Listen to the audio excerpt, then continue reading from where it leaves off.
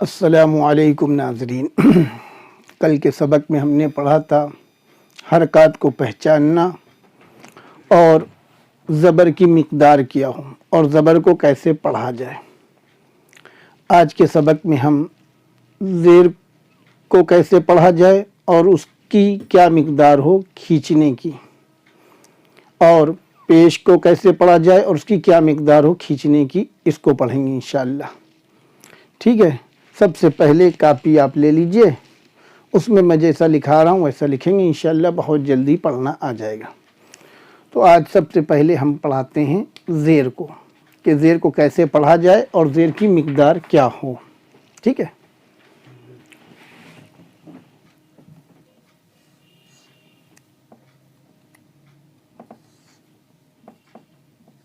یہ زیر لکھا ہے، جس کو اردو آتی ہو وہ اردو میں لکھ لے، جس کو اردو نہیں آتی ہو، ہندی آتی ہو ہندی میں لکھے، جو سی بھاشا آتی ہو، انگریزی آتی ہو انگریزی میں لکھ لیں، جو بھاشا آتی ہو اس میں لکھ لیں۔ ٹھیک ہے، یہ زیر لکھا ہے۔ اب زیر بنتا کیسے ہے؟ زیر بنتا ہے ہر حرف کے نیچے اس طرح سے زیر بنتا ہے، جیسے زبر بنتا ہے ویسے ہی زیر بنتا ہے۔ زبر اوپر ہوتا ہے، زیر نیچے ہوتا ہے ہر حرف کے۔ جب حرف کے نیچے ہو تو زیر ہے، اگر وہ حرف کے اوپر ہو تو وہ زبر ہے۔ یہ پہچان ہے زیر کی۔ آج ہم پڑھیں گے زیر کو۔ ٹھیک ہے، اب ہم شروع کرتے ہیں۔ بسم اللہ الرحمن الرحیم۔ یہ لکھا الف زیر ای۔ اب اس کی مقدار کیا ہو، یہ اصل ہے کہ اس کی مقدار کیا ہو۔ کل میں نے آپ کو سمجھانے کے لیے ہندی میں زبر کو بتایا تھا، آج میں پھر کچھ حروف ہندی کے میں آپ کو بتاؤں گا کہ مقدار کیا ہوگی، تو باقی آپ لوگ لکھ لیجئے گا۔ ٹھیک ہے، میں کچھ حروف بتا دے رہا ہوں مقدار کے لیے کیا چیز لگتی ہے۔ جیسے الف زیر ای کے لیے، جیسے یہ آپ پہچانتے ہوں گے اگر آپ کو ہندی آتی ہوگی، اگر نہیں بھی آتی ہوگی تب بھی میں یہ بتا دوں گا پڑھ کر کہ کتنا کھینچنا ہے، لیکن جو لوگوں کو آتی ہوگی وہ یہ سمجھ جائیں گے کہ مقدار کیا ہے، کہ الف زیر ای یہ مقدار ہے۔ اسی طرح با زیر تو یہ مقدار ہے، یہ مقدار کے طور پر، بس مقدار کے طور پر لکھا جا رہا ہے، بس اتنا سمجھنے کے لیے کہ کتنا کھینچنا ہے۔ تو جب کہا جائے با زیر بی تو آپ یہ سمجھ جائیں گے کہ جس طرح ہندی میں ای چھوٹی ای کی ماترا ہوتی ہے کہ اس کو زیادہ کھینچا نہیں جاتا، تو اسی طرح عربی میں بھی زیر جب کسی حرف پر آئے تو اس کو ایسے کھینچا نہیں جاتا، بس اتنا پڑھا جاتا ہے با زیر بی۔ اسی طرح سے تا زیر تی، سمجھ گئے ہوں گے آپ، سا زیر سی،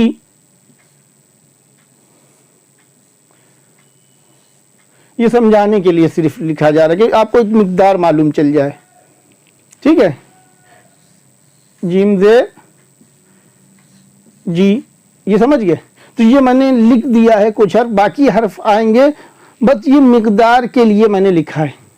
آپ یہ نہ سمجھیے کہ ہندی میں آپ پڑھ لیں گے تو آپ عربی کو صحیح سے ادا کر لیں گے، نہیں ہو سکتا، کیونکہ ہندی کے جو عربی کے جو حروف ہیں وہ ہندی میں بہت سے ادا ہی نہیں ہو سکتے، اگر ہم کوشش بھی کریں تب بھی نہیں ادا ہو سکتے، کہ عربی کے جو حرف ہیں، تو سمجھ لیں کہ نہیں؟ تو باقی آپ لوگ اپنا لکھ لیجئے گا، سمجھانے کے طور پر میں نے یہ لکھ دیا ہے۔ جس کو ہندی آتی ہے، بہت سے لوگ ایسے بھی ہوں گے جن کو ہندی نہیں آتی ہوگی، تو وہ ان کو میں جب پڑھا رہا ہوں تو آپ یہ سمجھیے کہ کتنی مقدار ہے، کہ الف زیر ای، با زیر بی، تا زیر تی، سا زیر سی، جیم زیر جی، بس یہ باقی حرف میں لکھ دے رہا ہوں، بس یہ مقدار کے لیے ہے، باقی آپ سمجھ گئے ہوں گے۔ اسی طرح ہا زیر ہی، خا زیر خی، دال زیر دی، زال زیر زی، را زیر ری، زا زیر زی، سین زیر सी, शीन जेर शी, स्वाजेर सी, ज़्वाजेर जी, ताजेर ती, ज़ाजेर जी, आइनजेर ई, गैनजेर गी, फाजेर फी, काफजेर P, लामजेर Lee, मीमजेर me, नूनजेर knee, वावजेर we, हाजेर ही, हमजाजेर ई, याजेर ई, याजेर ई। ये आप समझ गए होंगे इसकी मिकदार क्या है खींचने की, कि कितना खींचा जाएगा। और ये हम पहचान गए हैं कि ज़बर और ज़ेर में फ़र्क क्या है। ज़बर ऊपर होता है हर्फ के और ज़ेर नीचे होती है, बस इतना फ़र्क है। और पढ़ने में ज़बर कैसे पढ़ा जाता है, अलिफ ज़बर आ, और ज़ेर कैसे पढ़ा जाता है, अलिफ ज़ेर ई, बा ज़बर बा, बा ज़ेर बी, ता ज़बर ता, सा ज़ेर सी। ये आप समझ गए होंगे कि कैसे पढ़ा जाता है। पिछले सबक में आप पढ़ेंगे इंशाअल्लाह। पिछला सबक अगर आपने पढ़ा होगा और देखा होगा तो आपको समझ में आ गया होगा। जिसने नहीं देखा वो डिस्क्रिप्शन बॉक्स में जाकर लिंक है वहां से देख सकता है, ठीक है। तो ये मैंने बता दिया कि अलिफ ज़ेर ई कैसे पढ़ा जाएगा ज़ेर को। इसको बहरहाल आप ज़हन नशीन कर लीजिएगा कैसे पढ़ा जाएगा, इसको रचिएगा, ज़हन नशीन हो जाएगा आपको। और आप किताब में लिखते रहेंगे। जब आदमी लिखता है तो एक मशगूलियत होती है, फिर ध्यान भी लगाता है, एक उसको पढ़ने में फिर मज़ा भी आता है। और मैं जो पढ़ा रहा हूँ वो समझाने के लिए भी पढ़ा रहा हूँ कि समझ में भी आए। समझने की नहीं, जब समझ में आएगा तो पढ़ने में दिल लगता है, और फिर इंशाअल्लाह समझ जाता है आदमी तो जल्दी पढ़ना उसको आ जाता है। इस वजह से मैं लिख के आपको सारी चीज़ें बता रहा हूँ। इंशाअल्लाह आप कोशिश करेंगे तो जल्दी आ जाएगा, समझ रहे नहीं, ठीक है। अब ये मैंने ज़ेर पढ़ा दिया, अब मैं पेश पढ़ा देता हूँ, ठीक है।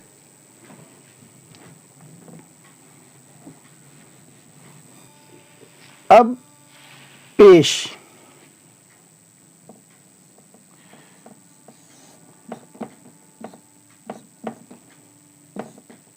ये पेश है। आपने शुरू में पढ़ा था कि ज़बर ज़ेर पेश को हरकात कहते हैं। ज़बर आपने समझ लिया, ज़ेर समझ लिया। अब पेश, पेश को कैसे पढ़ा जाए और उसकी क्या मिकदार हो, अब उसको पढ़ना है, समझ गए। तो अब पेश बनता कैसे है, पेश बनता है ऐसे, समझ गए। ये पेश है, ये पेश है। आपने पेश पढ़ा भी होगा अगर,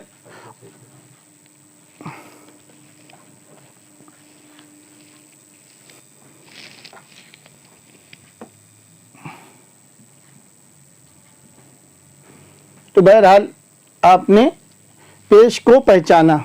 अब हम पेश को पढ़ाते हैं। पेश हमेशा ऊपर होता है, पेश हमेशा ऊपर होता है, समझ गए। अब मैं इसको लिख के दिखाता हूं और इसको, इसका तलफ़्फ़ुज़ कैसे अदा होगा और मिकदार क्या होगी। जैसे अलिफ पेश ऊ। अब ऊ की मिकदार कितनी होगी उसको समझाने के लिए भी मैं कुछ वर्ड हिंदी के इस्तेमाल कर रहा हूँ, सिर्फ समझाने के लिए है, बस ये समझिएगा। बाकी मैं आपको पढ़ के बता रहा हूँ, जो लोग ध्यान, जिनको हिंदी नहीं आती होगी वो भी समझ जाएंगे कितना खींचना है। हाँ, जिनको आती होगी वो मिकदार समझ लेंगे कितना खींचना है। जैसे ये छोटा ऊ, ऊ को कितना खींचा जाता है आपको मालूम है। इसी तरह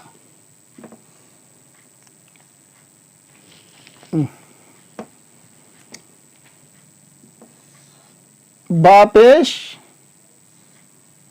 बू, बू को कैसे पढ़ा जाएगा। जैसे आपने ये किया, ये लगा दिया तो ये क्या हो गया, बा पेश बू।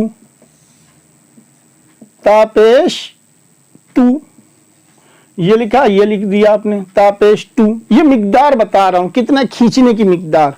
तलफ़्फ़ुज़ आप समझ गए होंगे। ऊ, ओ नहीं पढ़ा जाता, अरबी में ओ नहीं होता, ऊ होता है। ऊ, समझ गए, ओ नहीं होता। सा पेश سو، سمجھ گئے؟ جیم پیش جو،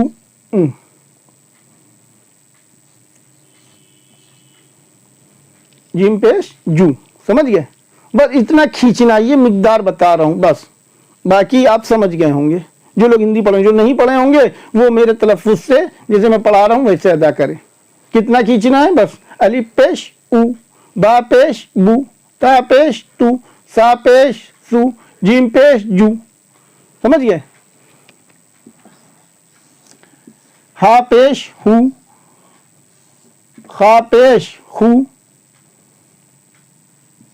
دال پیش دو، زال پیش رو، را پیش رو، زا پیش رو،